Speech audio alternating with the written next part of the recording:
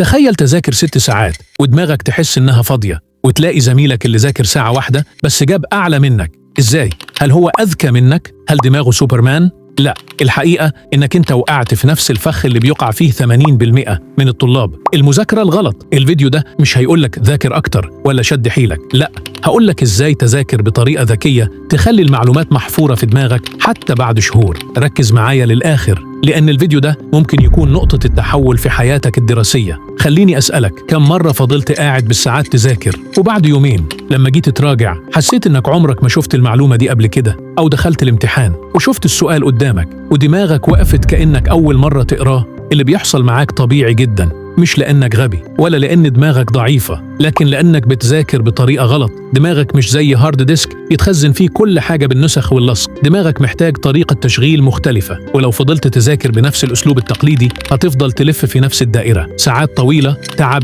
ونسيان سريع. أحكي لك قصة قصيرة بين 2 طلبة، كريم وأحمد. كريم كان شايل هم المذاكرة، كل ليلة قبل الامتحان يسهر لحد الفجر، قهوة على مكتبه، عيونه حمراء، وأحيانا ينام فوق الكتاب. يدخل الامتحان مرهق، يلاقي الورقة قدامه، دماغه بيضة، كل اللي قضى فيه الليل مش فاكره. في نفس الفصل أحمد ما كانش بيذاكر بالساعات الكتيرة دي، بالعكس وقته أقل من نص وقت كريم، لكن الفرق إنه كان بيذاكر بطريقة مختلفة، يقسم وقته صح، يراجع بذكاء، ويحول المعلومة لقصة أو صورة في دماغه. النتيجة؟ كريم خرج محبط وأحمد خرج مبسوط لأنه جاوب بسهولة. دلوقتي اسأل نفسك، أنت عايز تبقى مين؟ كريم اللي ضيع وقته على الفاضي، ولا أحمد اللي فهم دماغه ولعبها صح؟ 4. الحل، الأسرار ال5. طيب إيه اللي فرق أحمد عن كريم؟ الفرق كله في طريقة المذاكرة، ودول 5 أسرار أساسية لو طبقتهم من النهاردة مستواك هيقفز 180 درجة. السر الأول، قاعدة بومودورو، ذاكر 25 دقيقة بتركيز كامل، خد بعدها 5 دقايق راحة، كرر ده 4 مرات وبعدها خد بريك أطول 20 دقيقة. ليه؟ لأن تركيز دماغك بيبقى في قمة قوته في الفترات القصيرة. السر الثاني، المراجعة المتباعدة، spaced repetition.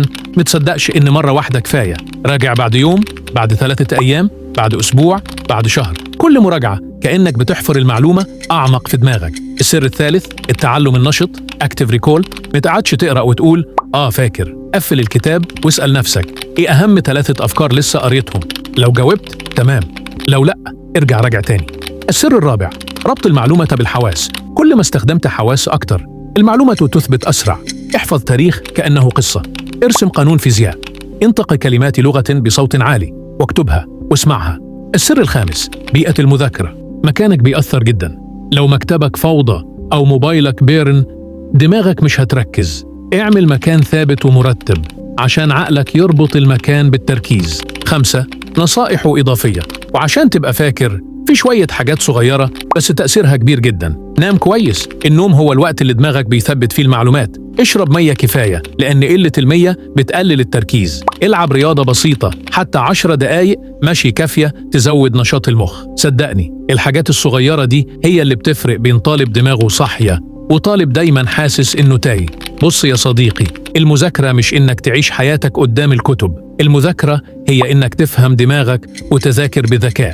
انت قدامك خيارين، تفضل زي 80% من الطلبة اللي بيتعبوا على الفاضي، أو تبدأ من النهاردة تبقى في 20% اللي بيذاكروا صح وعايشين حياتهم براحة ونجاح. اكتب لي تحت في الكومنت ايه أكتر مشكلة بتواجهك في المذاكرة، وأنا هرد عليكي في الفيديو الجاي. وما تنساش تعمل لايك واشتراك، لأن الجايات أقوى وهخليك تحول دماغك لآلة حفظ حقيقية. بلاست أوف.